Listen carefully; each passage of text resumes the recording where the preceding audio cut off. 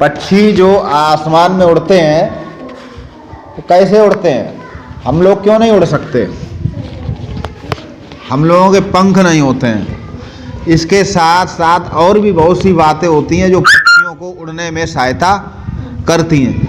आपने मुर्गे को बहुत ऊंचा उड़ते देखा? पंख तो उसके भी होते हैं। मोर को उड़ते देखा? पंख तो उसको भी होते हैं। तो बहुत ऊंचाई तक पक्षी उड़ सकते हैं, तो उनमें कुछ विशेष खास बात होती है। तो जिसमें वो बातें ज़्यादा होती वो ज़्यादा ऊंचाई तक उड़ पाते हैं, जिनमें कम होती हैं वो कम ऊंचाई तक उड़ पाते हैं। तो सबसे पहली बात तो उनके शरीर में एक जोड़ी पंख होते हैं। एक जोड़ी का मतलब 2 पंख होते हैं।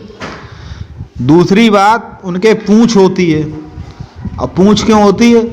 वो उनको दिशा बदलने में सहायता करती। मछली की भी पूंछ तैरने में उसको दिशा बदलने में सहायता करती। पंछी जो होते हैं उनके भी पंख उनको दिशा बदलने में सहायता करते हैं। साथ ही उनकी जो छाती होती है वो मजबूत होती है, जिसके कारण वो पंख को हिला पाते हैं। उनकी हड्डियां खोखली होती हैं और